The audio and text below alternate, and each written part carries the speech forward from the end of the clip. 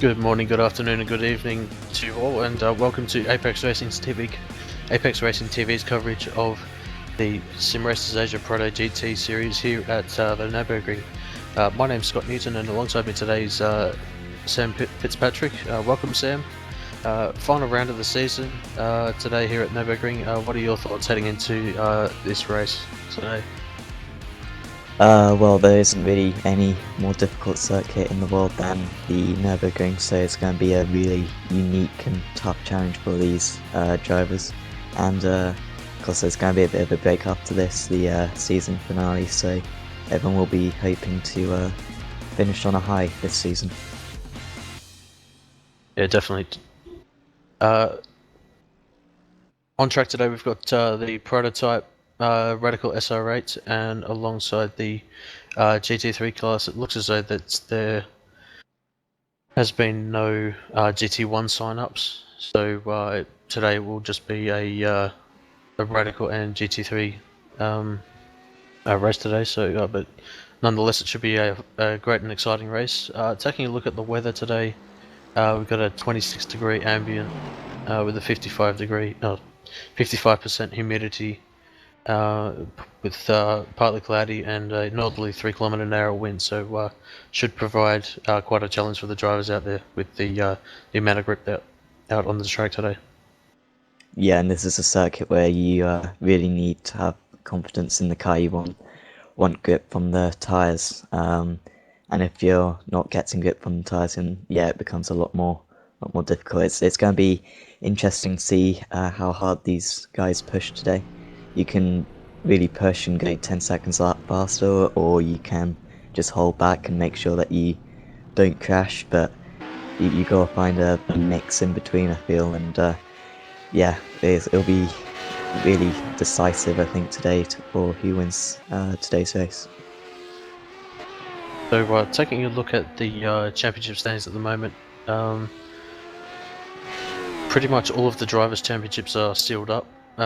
Russ Rizzo taking the championship for Pro Force Racing on 570 points, with Yazran Yali for YLab Motorsport mathematically out of the championship on 488 points, with 40 points going to the winner. So yeah, Russ Rizzo, prototype champion. Yali in second, Federico Texo for Macau Racing on 411 points, Steve Callahan on 396, and Kevin Wang rounding out the top 5. So there's still some minor battles between third and fifth place. We'll have to see by the end of the race whether the positions change at the end of the race due to their finishing positions, but yeah, definitely excited for that. In the GT1 standings, as mentioned, I don't think I see any drivers in that class today. So Keterin Buafia, GT1 champion for season 1 on 376 points. DK Lee for iRacing Korea on 324 finishes second. Cohen Klopman or Scuderi Leone finishes third on 305 points. Gustav Rees on 264, and Andika Romaluna rounds out the top 5 for Capelli Racing on 104 points. In the GT3 standings, Armand Nurazam for Weller Motorsport is the season 1 champion on 380 points. Abirafidi Pucha, his teammate, on 313. Close behind him is Leonardo Lopez de Oliveira from Macau Sim Racing, so very, very close between those two drivers. We'll see whether there's a change of position at the end of this race. Intraferianto for Weller Motorsport on 272 points, and Ben Hackerson rounds out the top 5 on 230 points. Also worth noting that Simon Jorge Sanchez and Sean Thompson are very, very close behind him, so we'll have to see whether those position changes at the end of this race. In the Team Drivers' Championship, YLab Motorsport currently leads on 1,465 points. In second place, Pro Force Racing got a gap of about 180 points, so it's going to be a tall order for Pro Force Racing to overtake YLab Motorsport, but if they manage to do it, it'll be a very, very solid effort. from Pro Force Racing. Very, very close behind Pro Force Racing in third is Macau Sim Racing, who only got 11 points difference. So we'll have to see whether that position changes at the end of this race. In fourth place, we got Archipelago Racing on 697 points and iRacing Korea on 366 points.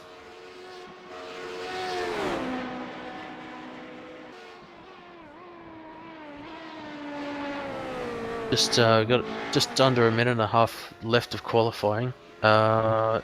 Taking a look at the provisional qualifying at the moment, looks like Ross Rizzo's got a very, very commanding lead in terms of the qualifying time at the moment on an 8-minute 7.9. In second place, we've got Yasmin Yali on a 8-minute 18.1. So looks as though the gap between first and second is quite large, but from about second back, it's like very, very close between each of the positions, even though it's a very, very long lap.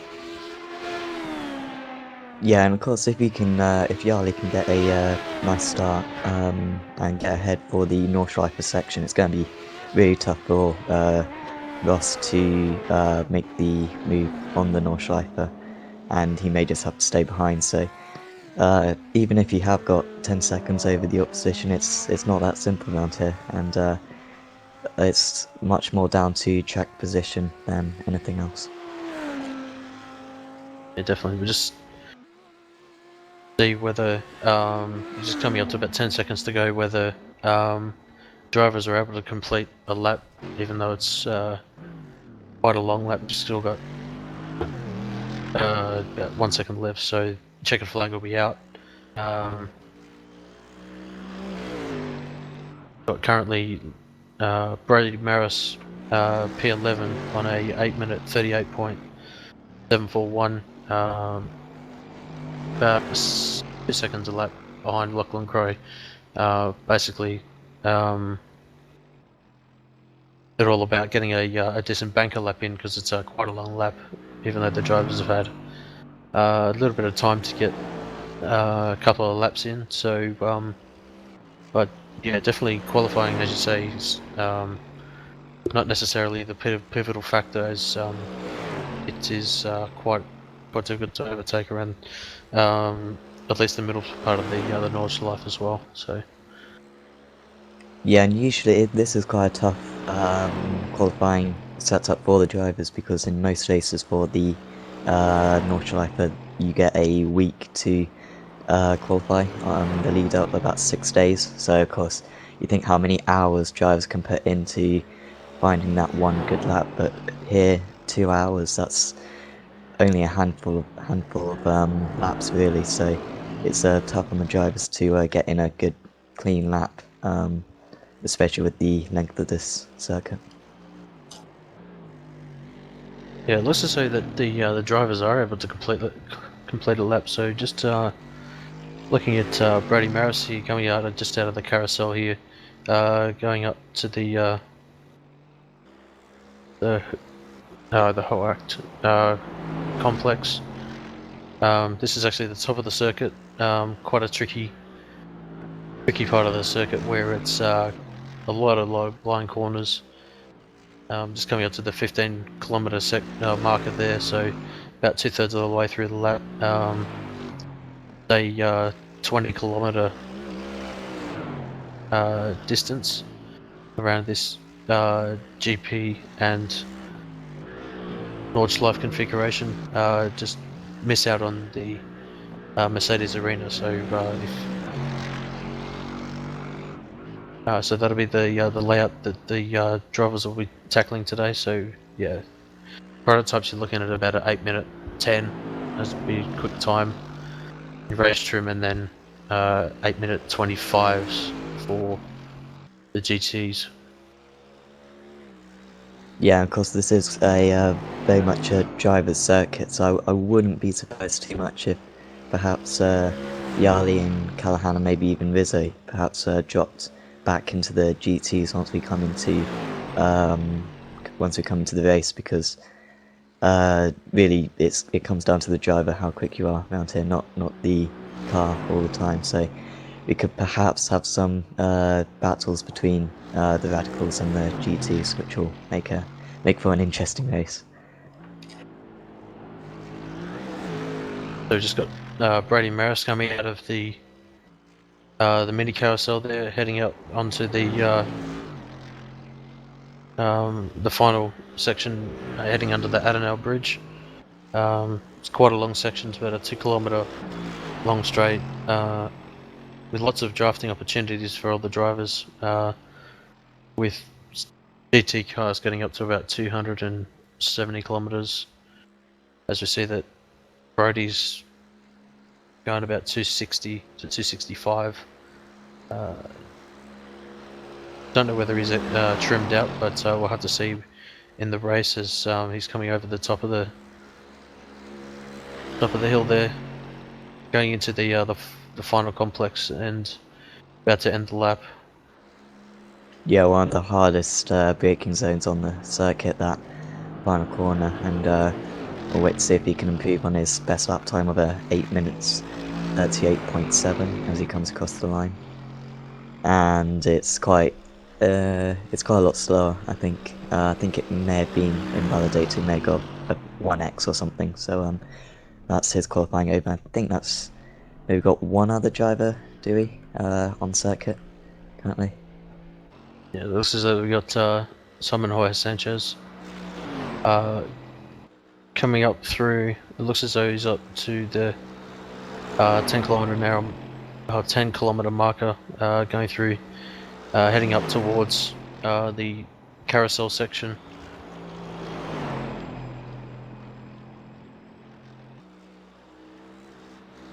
Through the Mutt Cove and up through to the Steel Stricker.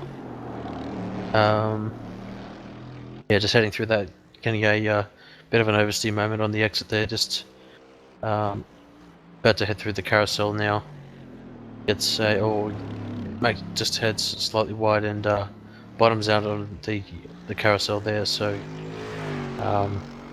yeah, not the ideal line, but heading through up to the Hoact section of the track. Gets a decent run through there, and yeah, definitely quite a tricky section. Getting solid lines through there. Last time around he managed his PB of 834.893.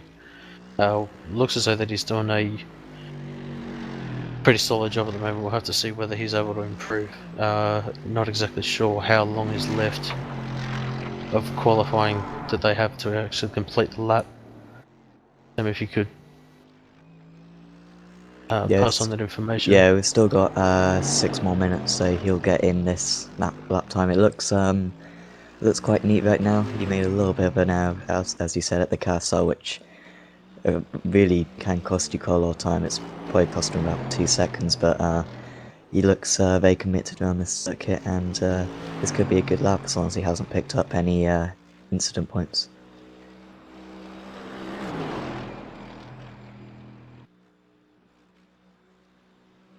Oh dear, no, he's hit the wall there, and just a bit too committed on that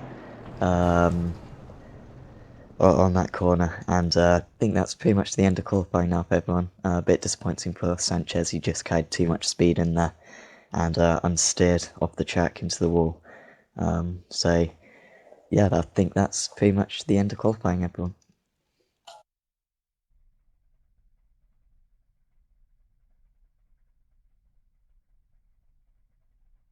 Going to take you through the grid.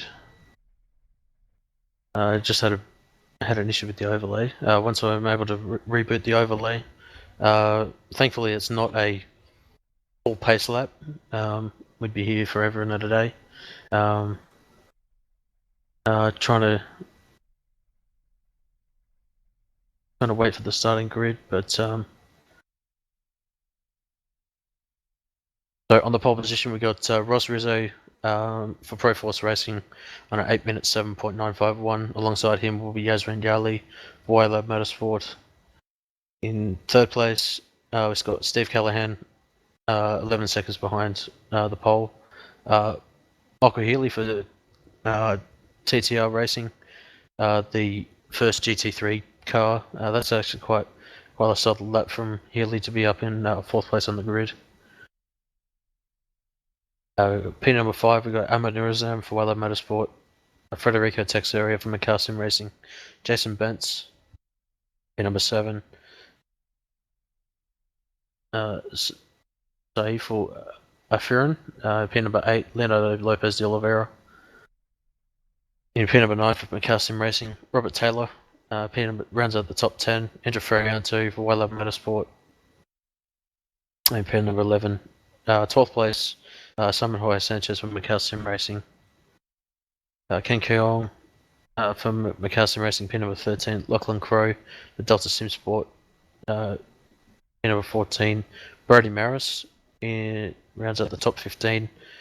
Mark Lang, series host, is P number 16 for Archipelago Racing.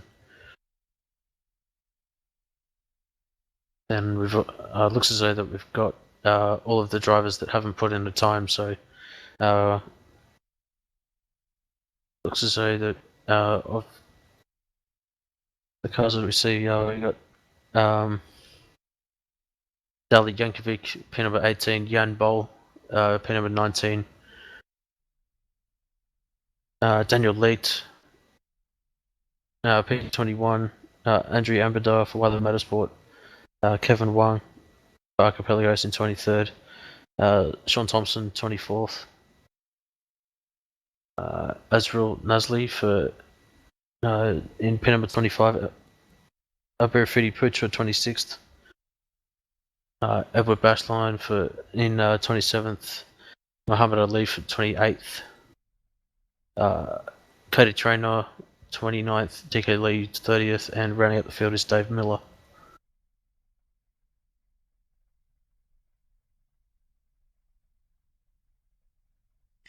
Yeah, and like I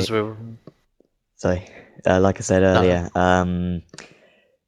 some of these radical guys perhaps aren't going to be quite as quick as the GTs behind them. So it's going to be a tough decision for them whether or not to really fight them or just to let them go or whatever. But yeah, I think it's going to be a difficult to manage element of this race.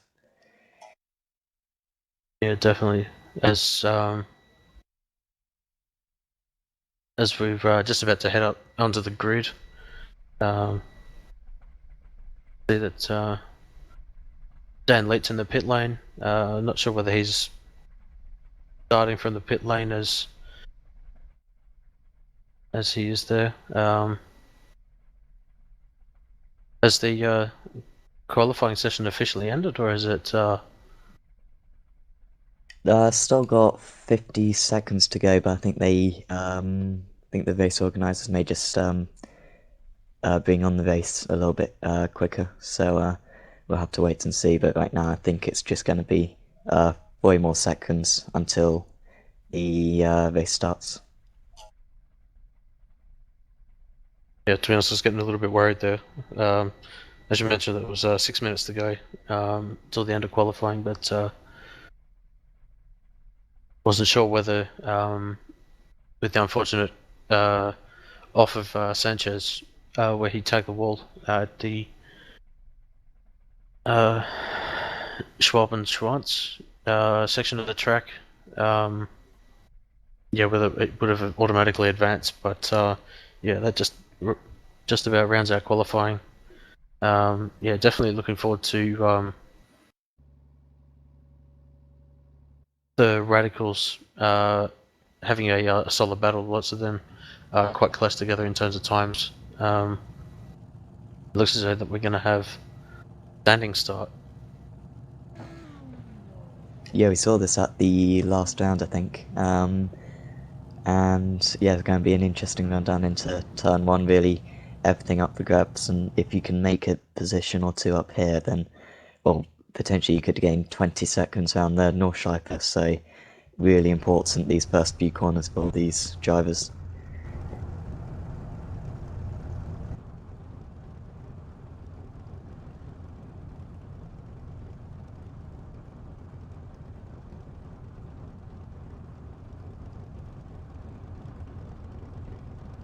As we see,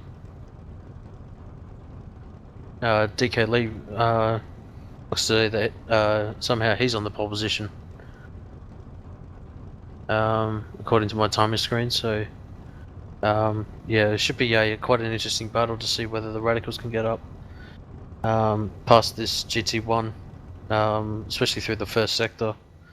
Quite a narrow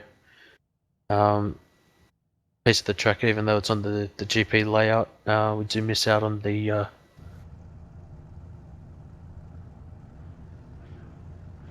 Mercedes arena, so it should be a quite an interesting turn one. So Yeah, I think Lee's just gone back to the pit lane. I don't think he wants to bother the radicals at the start of this one, so wise decision there. And yeah, it's going to be a very interesting GP part of this circuit. So we're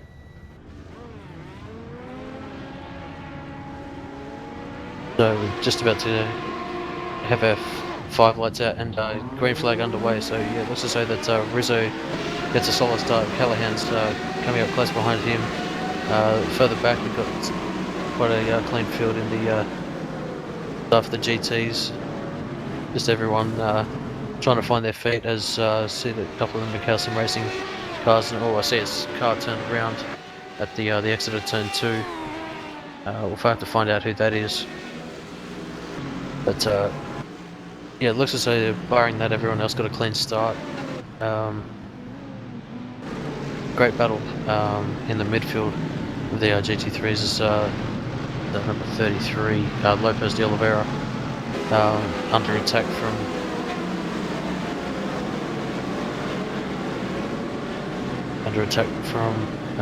who was that? Muhammad Ali. So Alif up a couple of positions from the start, it looks like, and also Oliveira up 4 places as well. So those 2 drivers got a great start. Yeah, it was Rocha Texera who got spun around, unfortunately, in that second corner. Good qualifying from him, but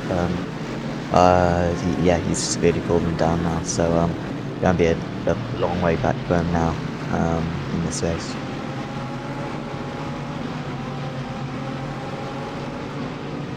And we got Perianta here coming down the inside of, well, in fact, Taylor coming past Perianta into the chicane, and that could be an important move, because now he can catch back up to the train ahead around this Nordschleife section.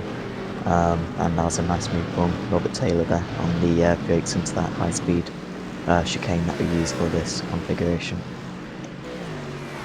Yeah, definitely an uphill braking zone, tricky braking zone, but yeah, nice move from Taylor. Looks as though Rizzo's had a small mistake.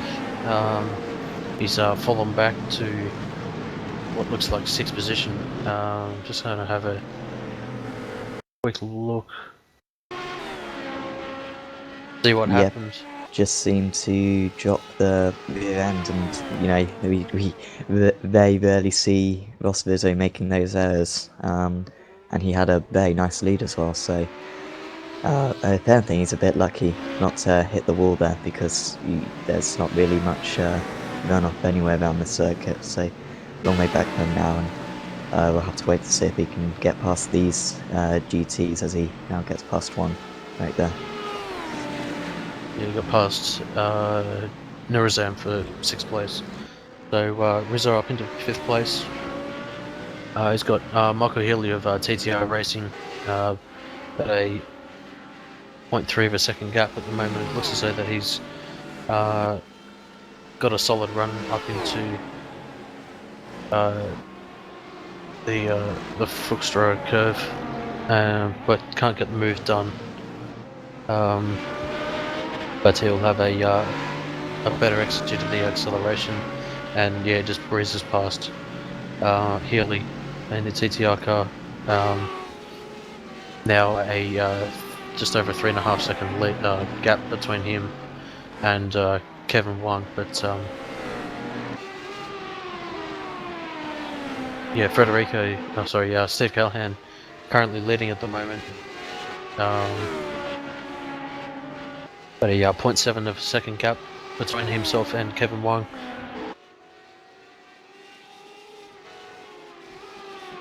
And yeah, so Callahan's doing a solid job at the moment, usually in the top 3 or 4.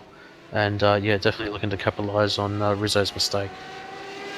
Yeah, but Rizzo's closing in very quickly in behind, so I think he's going to be on the back of these two by the end of this lap, and well, I wonder if that mistake may just make him rethink how he's driving, but we've got the battle up ahead now, really hotting up with Huang trying to, in fact he's made the move there, so brilliant move around the outside by Kevin Wang, and maybe he can make a bit of a pull away now before the end of this lap.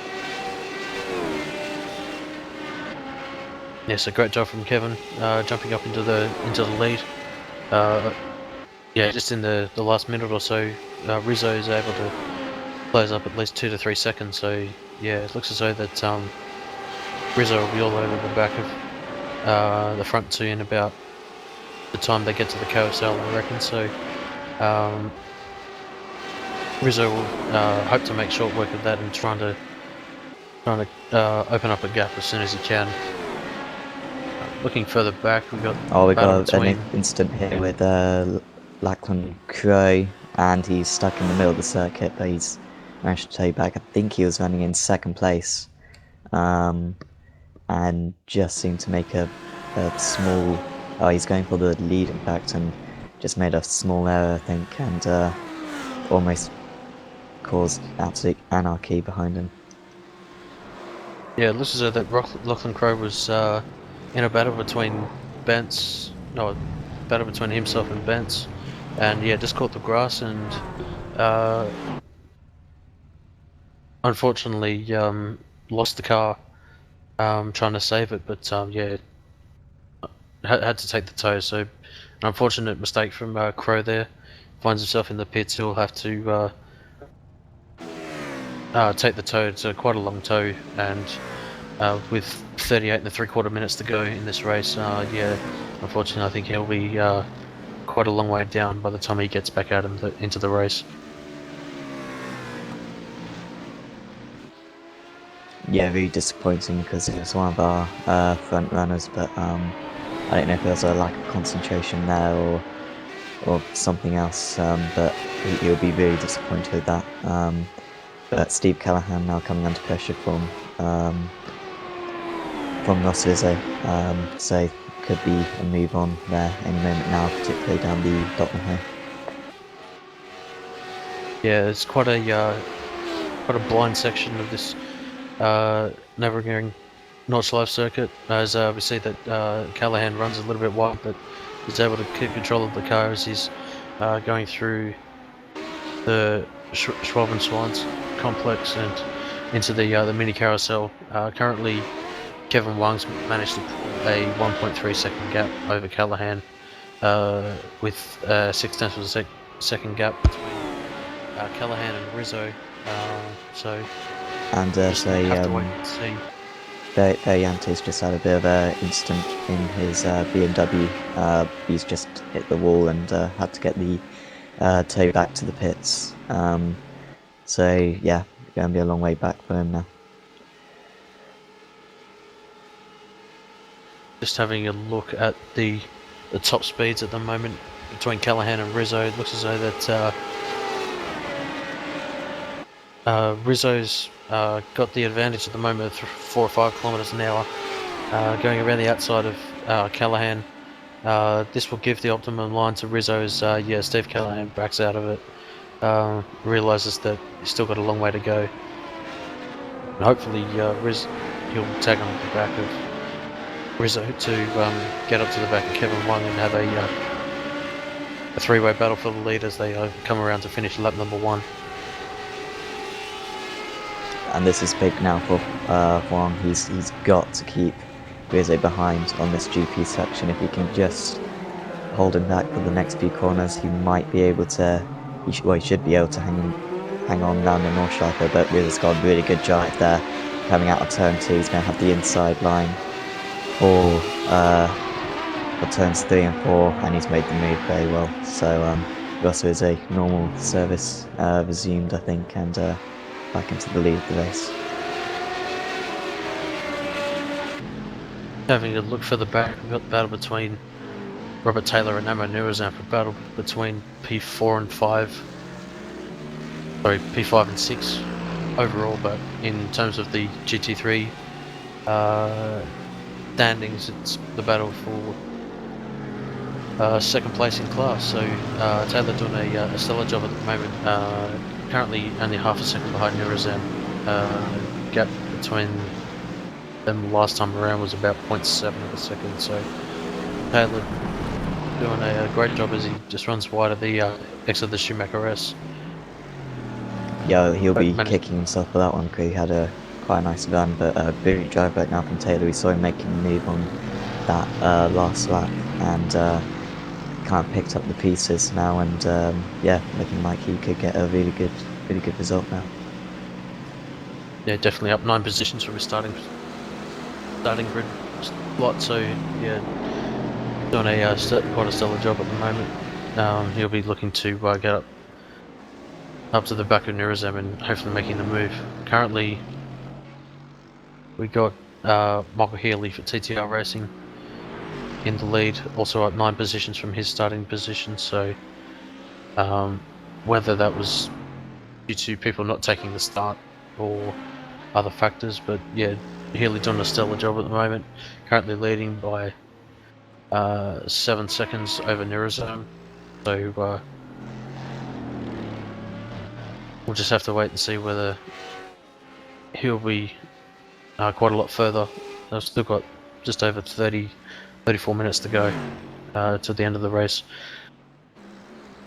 Yeah, Healy's doing a mighty job right now. He's as fast as Callahan right now. So this is great pace from him. Just needs to, but with this gap, he doesn't really need to go flat out. He can afford to just let off a bit of pace, maybe start going a couple of seconds a lap slower, and yeah, really nice start from him today.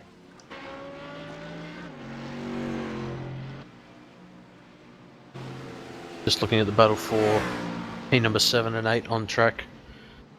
But in class it'll be P4 and 5, battle between Birfdi Putra and the Eiffel Arifin, both in the BMW GT3.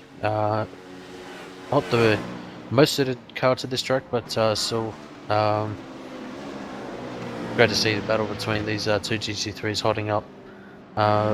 Arifin up 2 positions from his starting position, and Putra up 4 grid spots. So yeah, both of them doing a stellar job at the moment. Yeah, and these two are teammates, so for Y-Lab Motorsports, so the last thing they're going to do is take each other out, you would think at least. But they just need to make a clean move. There's no point in costing each other time. Taylor, if anything, has just dropped back into them. He's lost a bit of time to Nurazam now, so this could potentially become a theory battle. These two Y-Lab guys have got to work together. They could even save a bit of fuel potentially for Arifin, so he can do another lap. I'm not quite sure what the fuel situation is like around here, but yeah, these two have got to work together to potentially get a double podium today. Yeah, definitely. Just having a look a little bit further back, it looks as though that the gaps have all spread out. Yeah, this is currently the closest battle on track at the moment between Arifin and Putra. If you could find out, Sam, what is the fuel situation in terms of whether the GT3 tank sizes is still restricted, because in the past races it's been restricted to force a pit stop quite early. Normally we'd Oh, so find yeah, them. Kevin Huang's just had enough. A really high speed part of the circuit. Made contact with the wall. He's still driving, but that looked bad, and yeah, he's got a lot of damage on that car. So Kevin Huang, maybe out of this race now. Yeah, just coming up through the mud curve right now. Just runs that little bit wide, and as you say, yeah, gets onto the grass and yeah, tags the wall quite heavily. It's a long way to the pits from there. It's over, I would say, 7 or 8 kilometers from the pits. So as he's going to let Steve Callahan through around the outside of the Steel Strecker corner, and yeah, he'll be kind of kicking himself for that. Kevin up for a solid race finish. Still up 5 positions, but as he lets Michael Healy through, yeah, it's a good job from Healy. He's up into 3rd place on track, but yeah, it'll be a long way to the pits from there for Kevin. So yeah, he'll be taking his fast repair and jumping out back out onto the track. So yeah, unfortunate mistake there from Kevin, but yeah, he'll be up and running in no time at all. Yeah, that's of course the advantage of a faster pair, but round here, more than anywhere, if you do pick up a bit of damage, you got a long way to drive. And yeah, he'll really be kicking himself for that one. I think Orapin has managed to get past his teammate Pucha, so up to 4th place in class, I believe. For Orapin now, and he's starting to close down on Taylor going onto the, well, they're approaching the dot and home now, so potentially move on now. Yeah, just as I saw in the background, Kevin jumping out of the way, just limping back to the pits. But yeah, Arafin doing quite a stellar job at the moment. Just as we go back to live pictures, coming through the mini carousel now, is close to quite a lot. Gap currently at the moment is 7/10 of a second, but with that grunt of the AMG Mercedes, I would expect that it'll be quite difficult for the BMW to close up, as he's got draft at the car in front as well. As you see, Nurazam ahead of Taylor as well. So, Arifin having a very solid lap. We'll have to wait and see how the lap times fare as they cross the line. But yeah, that gap is definitely opening up between Taylor and Arifin.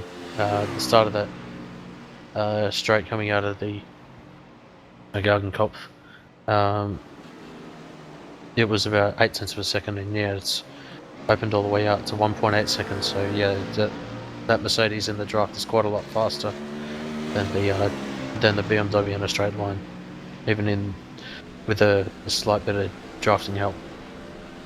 Yeah, Taylor really closed in on Nuazam actually, and he may even have a chance on the GP circuit. So it appears as though Nuazam's almost quicker than Taylor for the entire circuit, apart from that one straight where he lost about 1.5 seconds down there. So not easy for these BMWs. We saw last time out at Motegi. They really struggled to make overtakes, and around here it's probably not the preferred car, but yeah, they're kind of sitting ducks down that dot and hoe if they do get caught.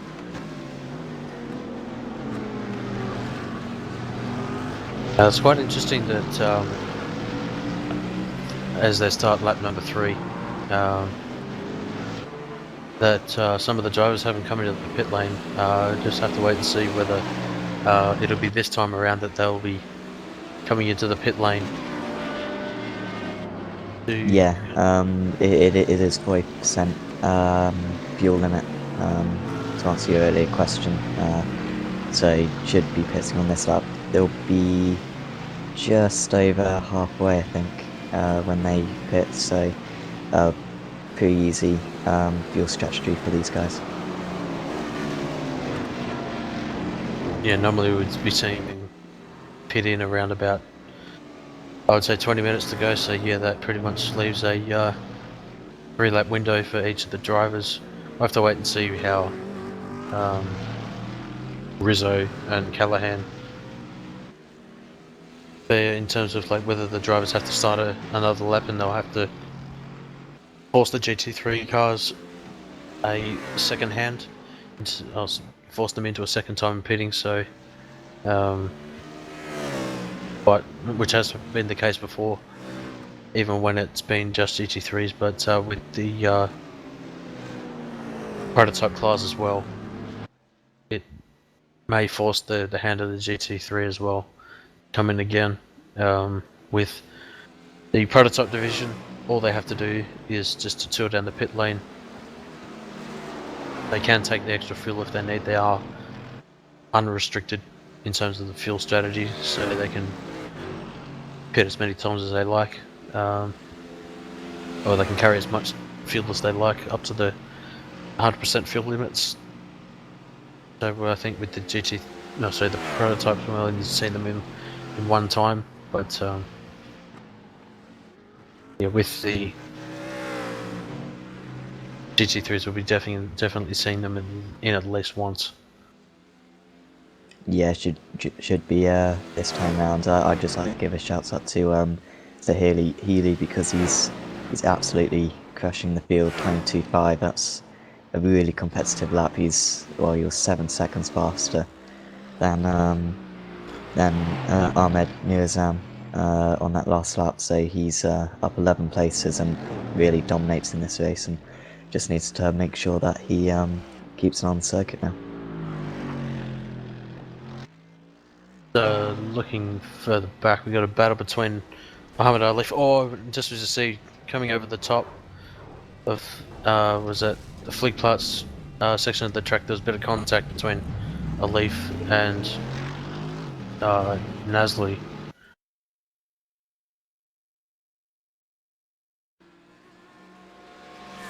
Just as they come up to the top of the Fliegplatz section. Was it, yeah, Alif must have had a horrible exit or something like that, and Alif, Nasli just had a bit of overspeed, and yeah, just couldn't get through, and unfortunately tagged the rear of Alif. So a bit of an unfortunate mistake there for both the drivers, but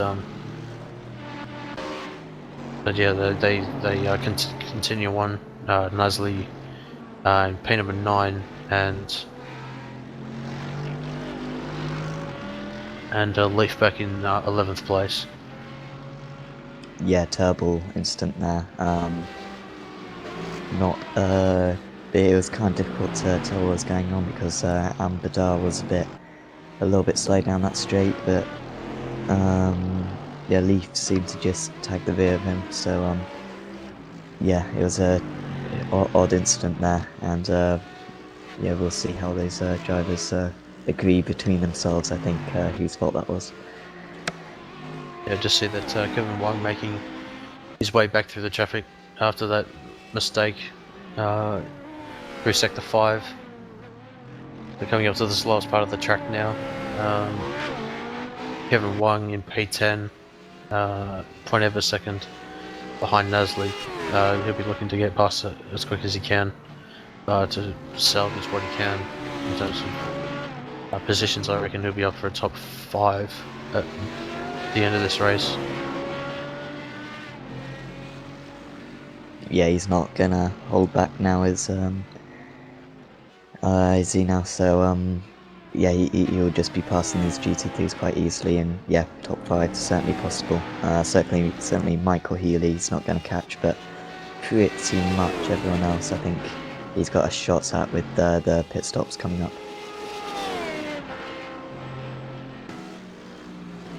Battle between Robert Taylor, Nurazam and Arafin has pretty much stayed similar. last time around.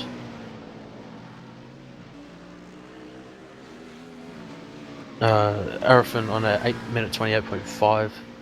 About 1.3 seconds quicker than the two drivers in front of him, Nurburgring and Taylor. So, looking at the sector times at the moment, Nurburgring is able to open up a bit of a gap between the two drivers behind him. But yeah, it looks as though that Arafin's on the pace of Nurburgring in the second sector, but we'll have to wait until to the end of the lap on what their lap times are, or whether they are forced to come into the pit lane. Got just over 20 minutes to go in this race. As you say, with the fuel window being 40%. Yeah, tank size. Taylor just needs to get within maybe a second going onto the dot now. I think even this far back, I think he's going to have a decent shot going into the braking zone for the last couple of corners. He's going to have a chance of an overtake. So yeah, he's got to stay really close here, get as good a run off this corner as possible, and he's going to be right in the mix by the end of this Dr. House straight.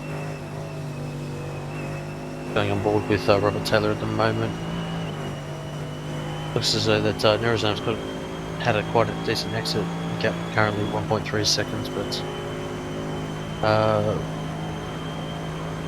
looks as though that Taylor's got quite a decent overspeed, even though the draft doesn't really come into effect until about 1 second back. But yeah, it looks as though that Taylor's topping out. Doesn't look as though that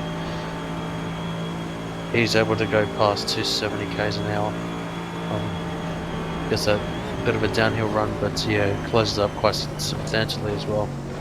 Closes up roughly about a second, but yeah, compromises his line through the final corner of the lap, and yeah, loses about 3/4 tenths. But yeah, both drivers into the pit lane. Yeah, I think everyone into the pits then. I don't think Ross Vizze though pitted. I think he stayed out, Ross Vizze, so clearly manages to save fuel whilst going fast. And yeah, going to do one more lap, but everyone else I think has pitted, and we'll wait to see who comes out of the pits first, as Healy's now come out of the pit lane already. I'll just wait and see what how this battle's playing out between Nurburgring and Arafin and Putra, and also Taylor as well, because they were quite close in the pits. But Nurburgring's out.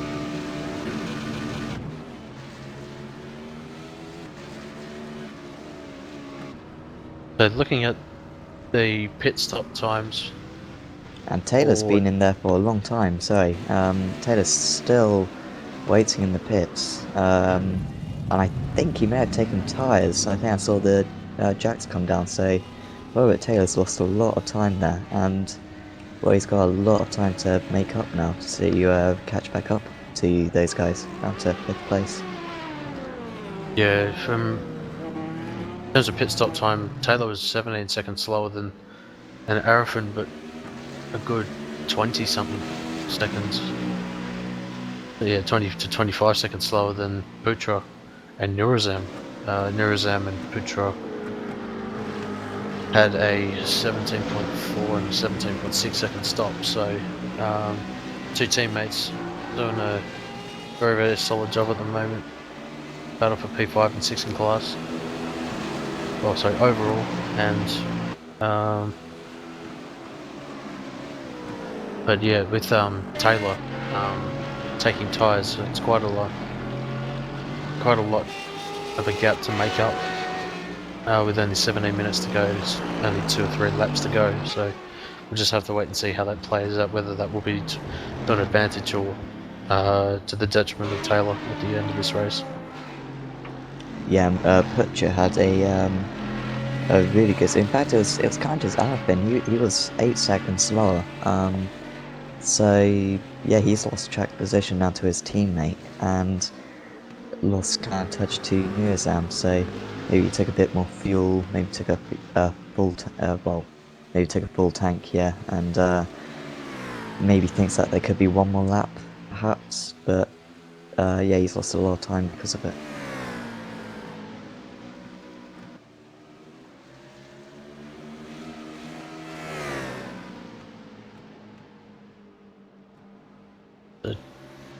Looking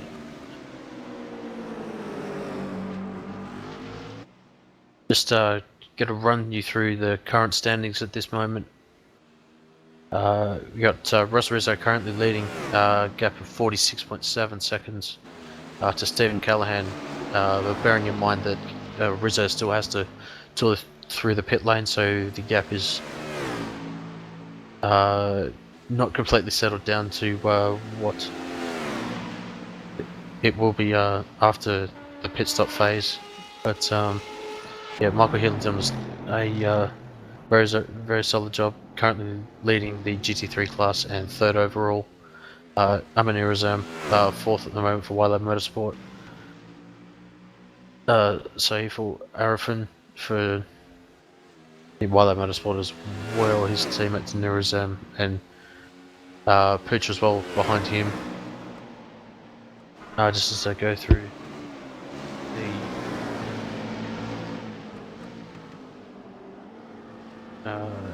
the Adeno Forest section, so that's yeah, 7th at the moment, currently Kevin Wang. Gap of just under 10 seconds to Putra.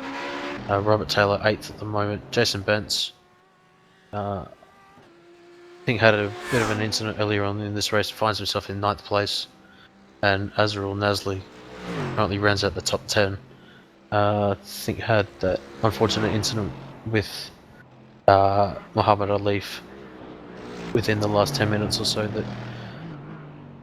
that put him a little bit further back.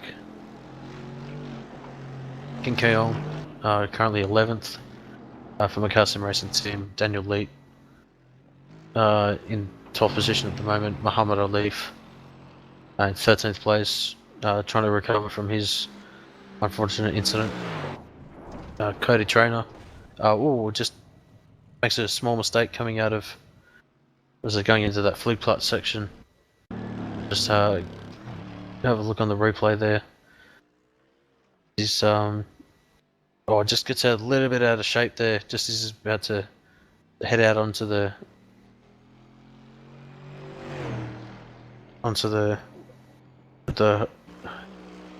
section of the track, but yeah, going through Flugplatz just with that aero damage, just loses the back end and yeah, just finds the wall at the Flugplatz section and has to head back to the pits, and Yeah, he finds himself back in. Curse up the camera there. Maybe he had someone just telling him, "Oh, you're on TV now," but maybe the pressure got to him a bit. But yeah, certainly our first victim of the day, I think, to the camera curse. Then Ferianto finds himself in P14 for Wildland Motorsport. Andrew Ambadar in 15th place. Simon Jorge Sanchez in 16th place. Sean Thompson, haven't seen much of him for Proforce Racing. Finds himself in 17th place. Series host Michael Lang in 18th for Archipelago Racing, and the final car on the track is Federico Texeria, trying to recover from his first lap incident at, I think it was turn number 2, where he got either turned around or had a small mistake of his own. But yeah, he finds himself currently a lap down to leader Rizzo.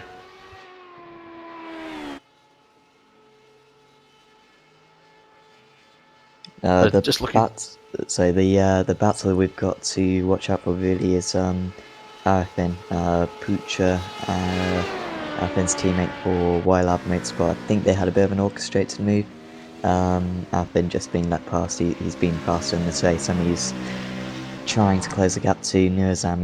It's 7 seconds, I think he's closed it, a little bit down on this lap, and that one's for second place, so potentially still a chance for Arifin to make up that time, and we could have an interesting final lap potentially.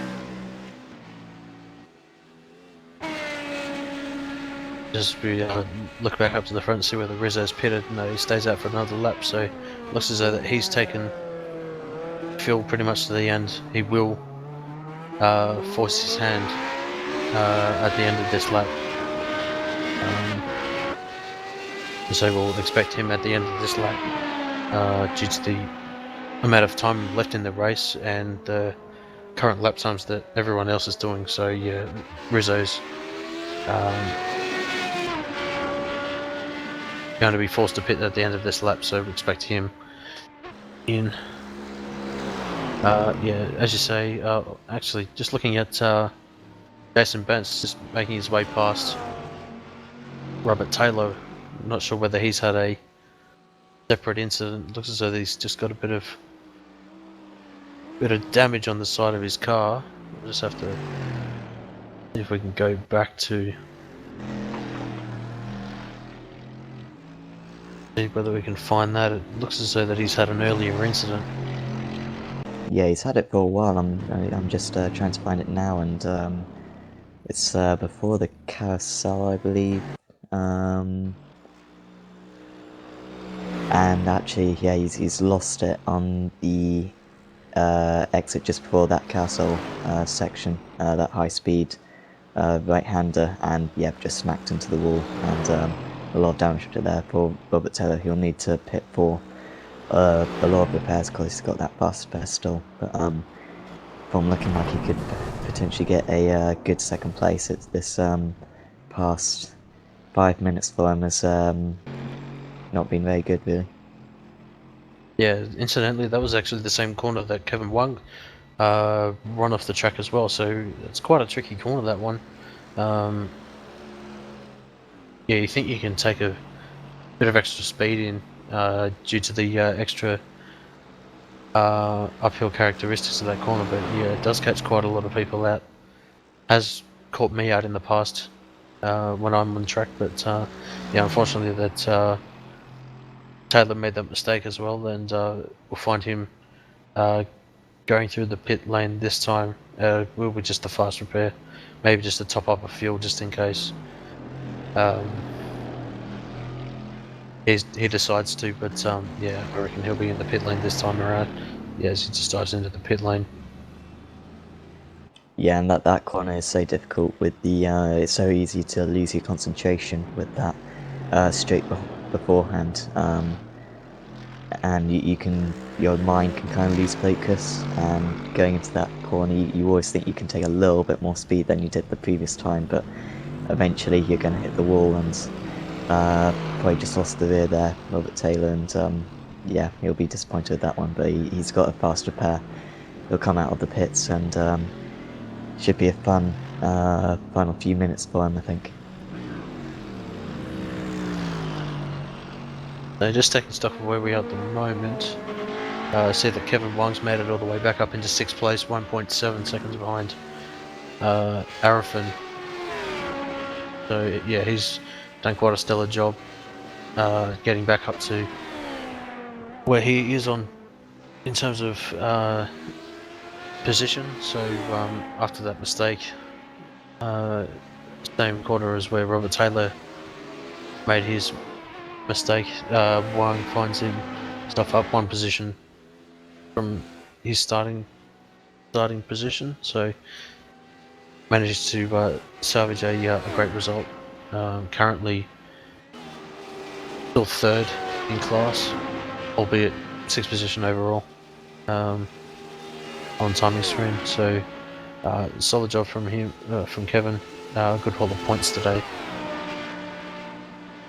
Yeah, and he's about to pass Arfin. Arfin, he might be doing enough to catch Nuazam. He's now 5 seconds behind.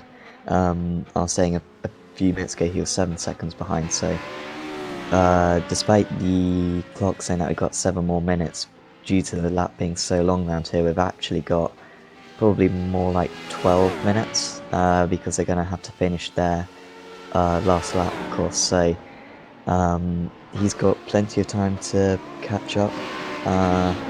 Yeah, just 5.5 seconds now to Nuazam, so yeah, he needs to keep on pushing. I didn't actually realise though that it's a Y lab 234 right now. So yeah, very good performance from them today.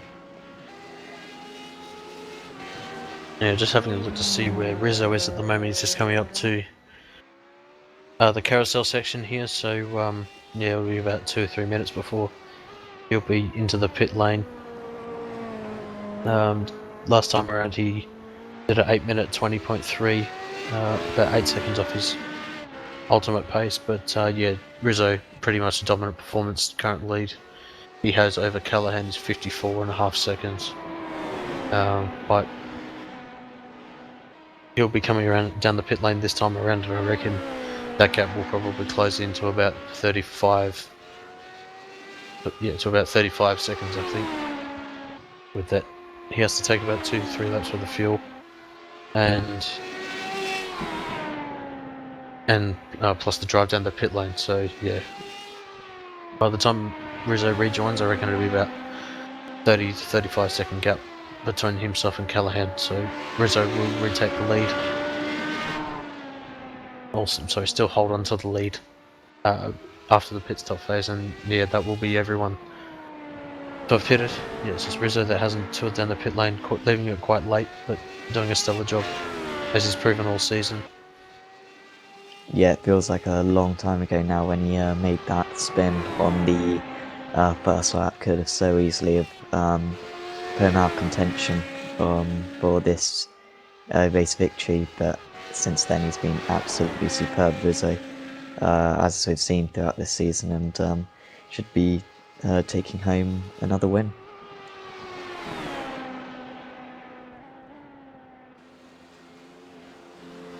Looking at the battle between, just getting an update on the gap between Arifin and Nurazam. The gap's closed into about 3.5 seconds. So Arifin closed in about 1 to 1.5 seconds since the last time we checked on this battle. So yeah, this battle holding up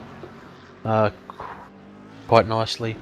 Also got battle between Alif and King Keong. Gap between them is 0.6 of a second. So this battle, King Keong doing quite a stellar job. 8th place at the moment for Macau Sim Racing, holding off Alif. Last time around, Alif was in the pit lane, so last lap times weren't representative of their ultimate pace. But yeah, King Keong doing a stellar job holding off Alif. Yeah, definitely. Alif should really be further up the pack. They had that incident earlier on in the race, which really put him out of contention. But yeah, he's always at the start. He's always at the front of the GT pack. So certainly not where he would want to be today. But he's got a chance now to pass Kim Keong and should be able to make that move, perhaps down the dot and he won't want to risk it too much. There's no point at this point of the race, and he should be able to make it down to the dot and later on in the lap. See that Rizzo's just coming out of the pit lane now, so just a quick 1.8 second pit stop. So it looks as though that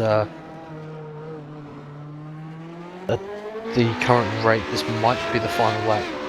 It's got just under 3 minutes to go in this race, but in past races in Sim Races Asia, we've seen that with a leader pitting on very close to the last lap, it'll force the extra lap.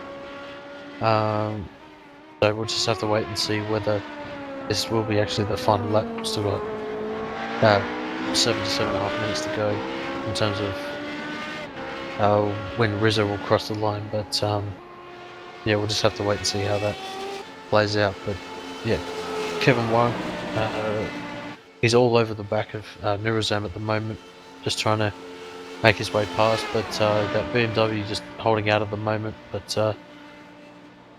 Wang looking for a way past, but yeah, decides to back off.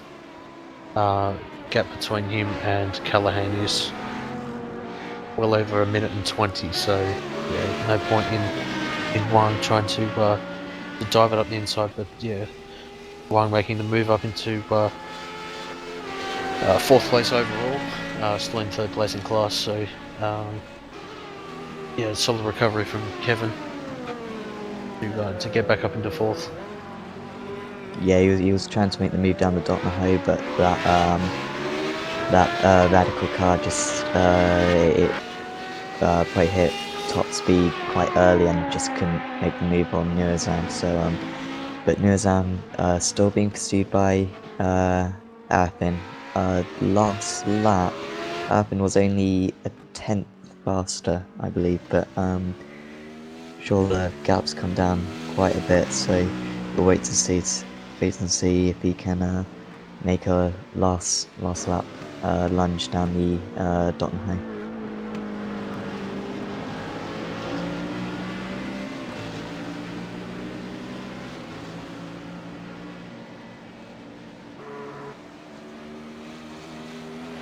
Still Michael Healy by far in the lead, still 28 seconds clear of Nurazam, so yeah, you can pretty much just drive backwards around the best of this circuit now, if he really felt like he's got such a big lead, and yeah, nice victory for him today. Yeah, just to see the clock running down, we've got just over 10 seconds left on the clock, so we'll just have to wait and see where Rizzo is at the moment. He's coming up through the Adenauer Forced section of the track, as yeah, he's powering up right through the gearbox. Still got probably about 4 or 5 minutes left of the lap from where Rizzo is, so yeah, current gap at the moment between himself and Callahan is 46 seconds. Looks as though Callahan had a slight mistake last time around. There, Callahan was about 2 seconds a lap slower, but yeah, Rizzo's done a stellar job all race, to be fair. Gapped quite early and managed to pull out this 48-second lead over Callahan. Also, Kevin Wang is about 40 seconds roughly to get between himself and Callahan, so Callahan did a stellar job as well in that radical SR8. So 1 and 2 looking fairly secure at the moment for those two drivers, and also 3rd place for Healy as well, and the class win for him. Gap's fairly spread out. Just looking through the timing screen at the moment, closest gap at the moment is between Robert Taylor and Muhammad Ali, a 5.7 second gap between those two drivers at the moment on their what looks like their final lap. But yeah, it will be, and I think Taylor's got the pace to maybe catch up, but his last lap isn't representative of his pace, so yeah, we'll have to wait and see which way this one goes. But Taylor, of course, really in the wars in this second half of the race, and he'll be wanting to salvage that 7th place finish come checker flag. yeah, it's also worth noting that I think he took tyres as well. Yeah, in the yeah, pit stop phase, so yeah, that kind of put him a little bit back from where he would have finished. I think it's about a 15-second time penalty to take tyres as they separate the fuel from the tyre stop. So yeah, Taylor back in 11th place overall, but still 8th in class.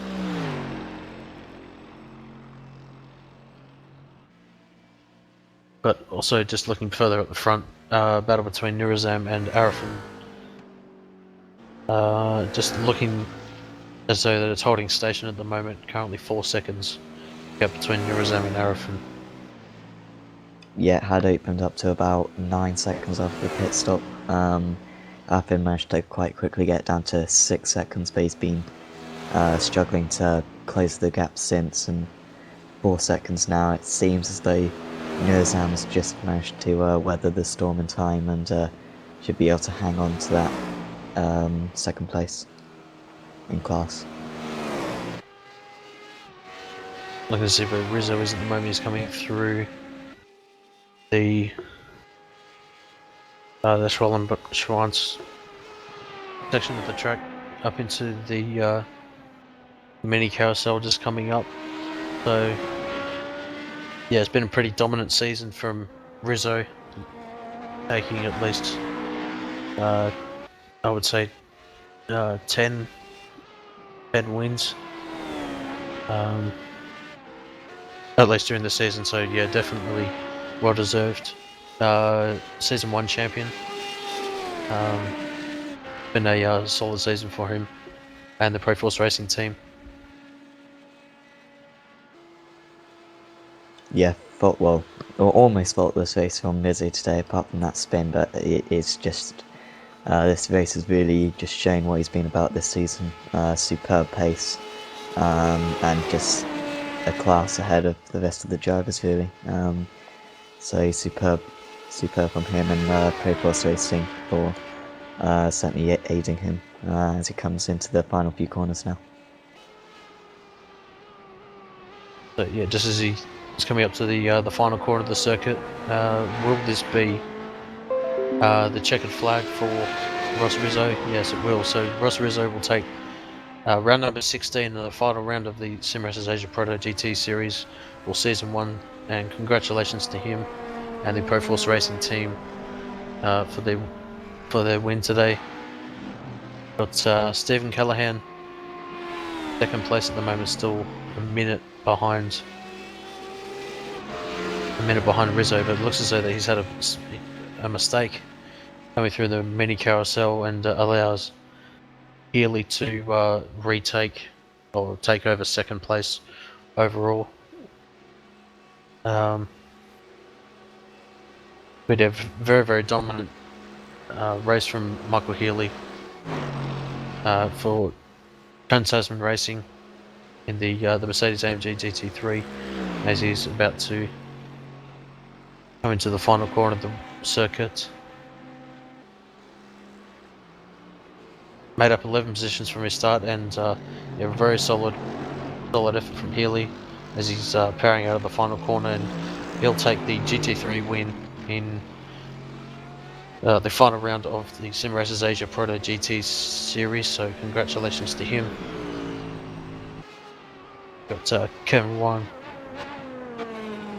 making his way through the final corner as well, so manages to get back up into third place, but also fourth in the overall position, so it's a great result from Kevin to finish in third place and rounding out the podium in the GT3 class. Nurzam manages to hold off Arafin and takes the second position in the GT3 class, so great result for him and his teammate Arafin and Putra as well.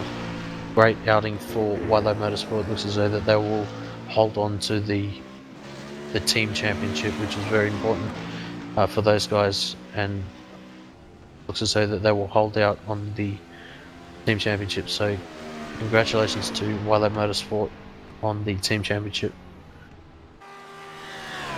And we've still got Robert Taylor pushing like mad right now. He's sliding down the straights. He's still trying to catch up to our Mohammed Alif. He's gonna have a great run down the Dotna Hill, I think, and Robert Taylor could well get himself 7th position come the end of this race now. Yeah, this is that Muhammad Alif has got a bit of damage, which might help Robert Taylor as he's getting out of the Nottingham Hove. Gets a very solid exit. Gonna have a see what kind of top speeds. Yeah, it looks as though that Taylor's gonna breeze past. Taylor hitting just under 270 kilometers an hour, and Muhammad Alif only managing to hit about 254. So it looks as though that Rob Taylor will take over that 10th position overall and 7th in class, so great recovery from Robert Taylor. Yeah, picked his car out of the wall and had to do half a lap with a damaged car, but still a solid result from Robert Taylor. And a Leaf will just come home behind in 8th place today.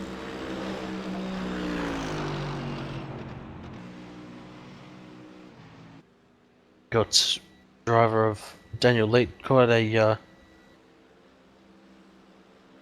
lonely race, unfortunately for Daniel, but yeah, managed to make up 10 positions from his starting position. Great result from him. Got Intraferianto trying to close back up on him, but it looks as though that Daniel Leet will be able to hold off as he just runs a little bit wide, but yeah, he's just trying to fight the car at the moment, but yeah, it looks as though that he'll take 9th place in class as he all gets a very, very slow exit, but yeah, it looks as though that Ferianto won't be able to close up, so Daniel Leet takes 9th in the GT3 class and Ferianto rounds out the top 10 for Wildlab Motorsport, so yeah, solid result for that team. Picking up a huge haul of points, especially going 2-3 2-3-4 for the GT3 class. Be a big haul of points for them, around about 100 to 120 for them, so it looks as though that they'll extend their lead over Proforce Racing. Yeah, got a couple more cars still on circuit. Ambadar after that incident with a Leaf, just coming around these final few corners before the dot and hoe in 15th position, and we've also got Sanchez out there as well, just behind. Don't know if Sanchez has had a issue on this lap, but he was 12th, and I think he's just dropped back a little bit. So Sanchez perhaps having a little bit of an issue in the last few minutes, but he'll come home just behind Ambadar, I think. Yeah, this is that Amberdar's 2 laps down. So unfortunately had an incident earlier on in the race, but manages to gain 11 positions from his starting grid slot. So stellar job from him for Wildlab Motorsport. So yeah, great haul of points for them. Just trying to see where Sanchez is at the moment. Also got Cody Trainer as well, out on circuit as well. Just on track, probably about 10-15 seconds behind where Sanchez is. So yeah, an unfortunate ending to their races, but yeah, it's still a solid result for those 3 drivers. As Sanchez coming around the dot no ho to end the final lap, but yeah, still got over a minute left in this race to go for him. Yeah, all these cars don't quite look the same as what they did at the start of the race. All a bit battered and bruised, but main thing is to bring the car home, and that's what all these guys have done in the end. So they'll come home in 12th and 13th, Sanchez and Trainer, as Trainer comes onto the dot and hay. So yeah, about a minute and a half away from the start finish line. Yeah, I was just saying that Ambadar crossed the line, so yeah, he takes 15th place in class and 18th overall, as we got Sanchez from Calcium Racing finishing in 12th place in class, so up 2 positions from his starting position. So quite an eventful round for Sanchez, but yeah, it's great to see him finish in 12th place. And just as Cody Trainer coming through the final section of the course. Yeah, it was quite an eventful race for him as well, just losing the back end in the Fliegplatz section. kind of put an end to his race. But yeah, let's just say that he'll come across the line up 8 positions from his finishing position in 13th, and yeah, congratulations to him.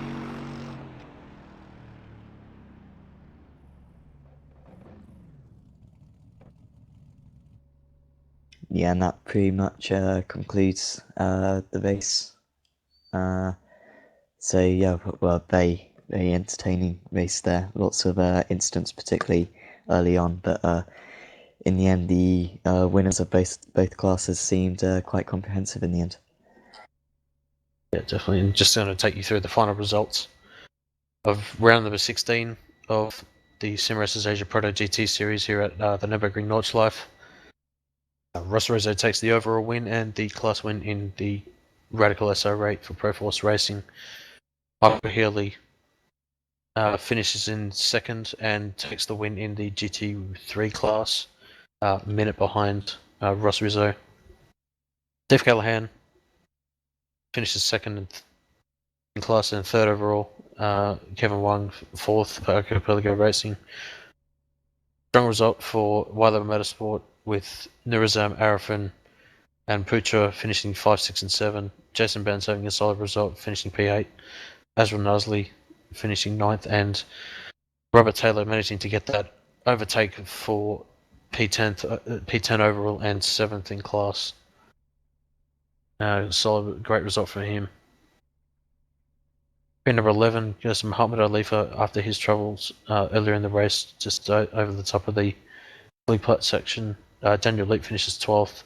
Andrew Farianzo finishes 13th. Kim Kerrong finishes 14th. 15th goes to Simon Hoyer Sanchez. Cody Trenner 16th. John Thompson 17th. Andrew Amador 18th. Mark Lang finishes 19th series host. Federico Texeria unfortunately unable to make up positions from where he had that incident at turn 2 on the opening lap.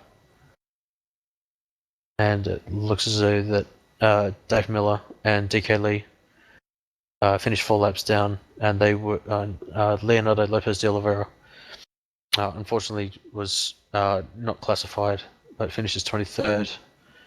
Lachlan Crowe, Brody Maris round out the field with Yali Yankovic, Yazrin Yali, Rick James, Elwood, Bashline,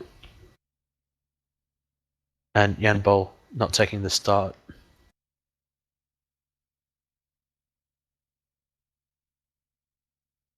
So that rounds out the series, I guess. Of course, I haven't been around for the entire series, Scott. What races will you kind of remember for a while from the series this year?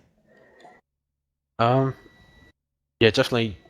Round number 1, obviously, starting at the GP layout at the GP layout at the Nurburgring was quite exciting as well. So pretty much a full circle from where we began at the start of the season. So it's always great to finish here at the end of the season. But also Road America and also the race at Twin Ring Motegi as well. But there's also a lot of the other races as well that quite interesting as well. I'd have to say that Suzuka, Red Atlanta as well, Monza, where all but a few of the classics, but yeah, all of them turned out to be a great series, and definitely looking forward to the next one that the SimRacers Asia crew put on for the next season. Not exactly sure when that will start up, but yeah, definitely looking forward to what Mark Lang and his team are able to put forward for the following seasons. Yeah, certainly a great series. A great series. Of course, I've only done the 3 rounds this series, but certainly great respect for what the organisers have put on. the classes always mix together very well, and the quality of driving certainly is one of the best out there. So yeah, superb season really from Sim Racers for Asia this year. Definitely. I'm just going to bring up Ross Rizzo, the prototype division champion and also the race winner here today at the Nurburgring Nordschleife.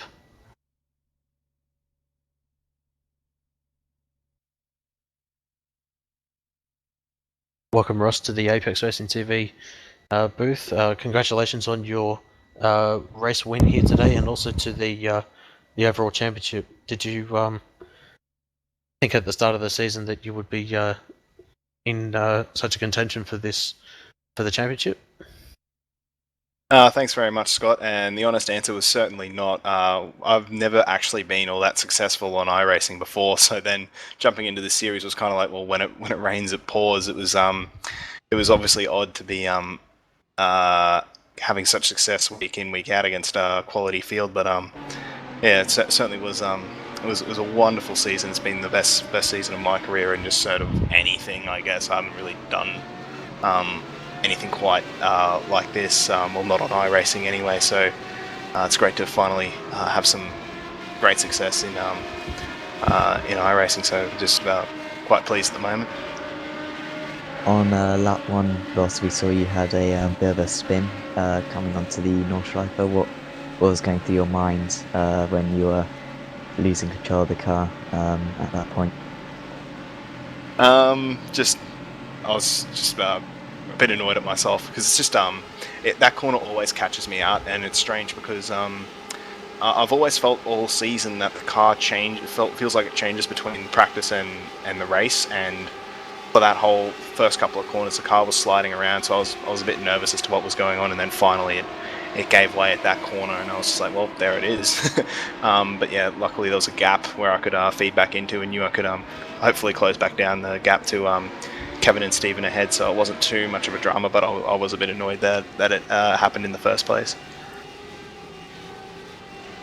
Yeah, talking about the fuel strategy, did you we saw that you pitted on the second to last lap of the race. Did you expect that there would just be the one lap to the end, or did you think that there might have been 2 laps? No, I intended to pit on the last lap because I had a feeling I'd come a cropper at some point. So if I crashed, I'd at least have the I'd have the fast repair, so at least wouldn't have to tour down the pits unnecessarily. So that was pure risk mitigation. And I've also had some engine dramas throughout the season, so I was also mitigating against that, just leaving it as late as I needed to, and then throwing a fast repair at it if I needed to. Yeah, just taking stock at your season, were there any highlights that you thought that were like the best of your season, or do you think that there could have been anything that you could have improved on throughout the season? I'd love to go back and try Road Atlanta again, having blown the engine and in that one, and that was looking like a really close race, and then taken out of it early was a bit disappointing.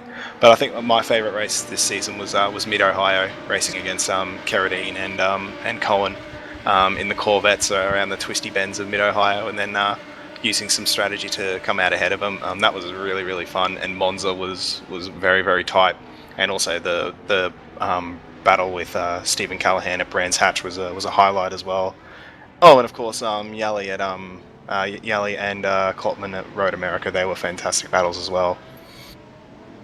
Because you've been so dominant certainly this last part of the season, Ross, what do you think it's something about your driving style which helps you with this car, or like why have you been kind of so quick this season?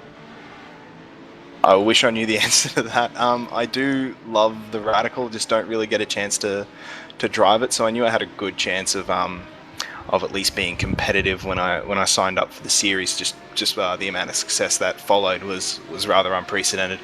But I think that that has translated into my other series as well, doing like GT3 and V8 and whatnot. I've also recently upgraded my gear as well to Fanatic gear, higher grade Fanatic gear, so I've got to attribute a lot of it to that. All the gear and no idea, as I like to say.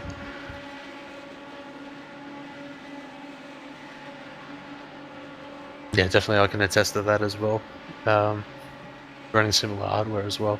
Definitely, were you running any lead cell pedals before, or was this your first time on a lead cell grade gear?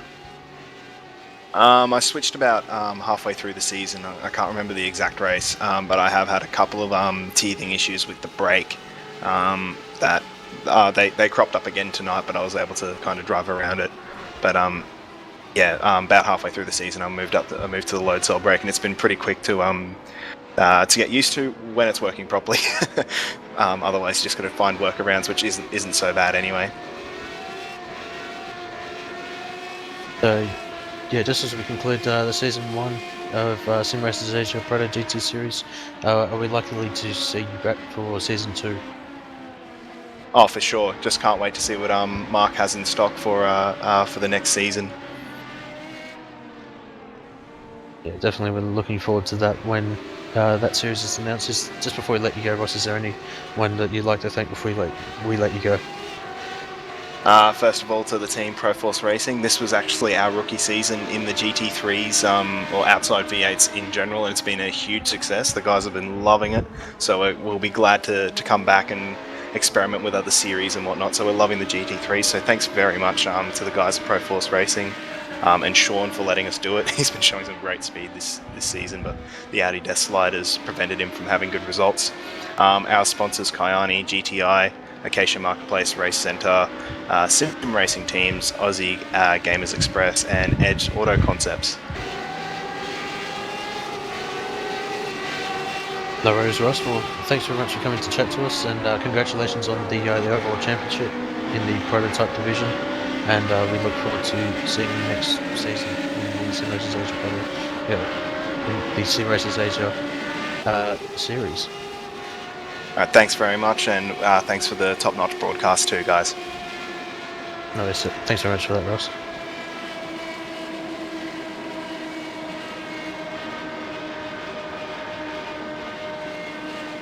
Ross Rosa, everyone. Driver from Proforce Racing. Yeah, pretty dominant series for him. But yeah, just looking ahead to what's coming up on Apex Racing TV, we have the IMSA Sports Car Championship starting at 16:45 GMT on Sunday. That will be from Daytona Road, so that will be quite a classic with the C7 and the GT3s and the Porsches.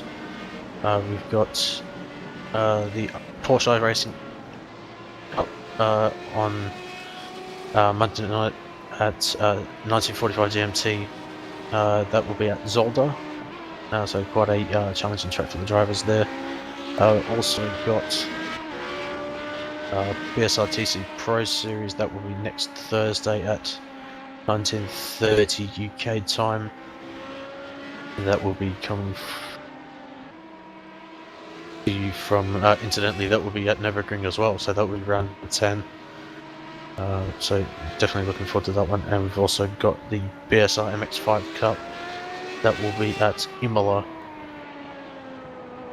That will be at 20 BST on Sunday.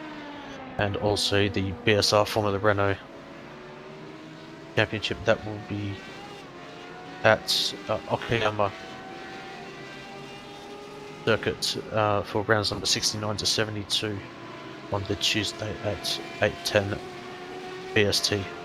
So definitely looking forward to what's coming up on Apex Racing TV. And just so, what are your closing thoughts? As you say, only been here for the final 3 rounds, but yeah, it's been greatly appreciated you coming on board to Apex Racing TV. And yeah, what are your closing thoughts on the season? Yeah, I'm just looking forward to next season, really. Brilliant driving from everyone today, as always. Of course, such a difficult circuit in the Nurburgring, but we actually saw relatively few mistakes, I think, from drivers today. There are a few here and there, but really from the front runners, it was superb driving. So, yeah, fantastic race today, and looking forward to next season, really. Yeah, definitely. And just before we close out the this season of Sim Racers Asia Proto-GT Series, I'd also like to give a huge shout out to Alex Simpson, Brenton O'Brien, Samuli Kermo, and Conrad Venter for assisting me in the broadcasting. So a huge shout out to them, and we look forward to hopefully bringing you next season's coverage of Sim Racers Asia Sim Racers Asia series. Not exactly sure what car combination the Sim Racers Asia team will bring us next season, but we hope that it'll be just as exciting as this one. So, for Sam Fitzpatrick, my name's Scott Newton, and we wish you all the best, and until next time, take care.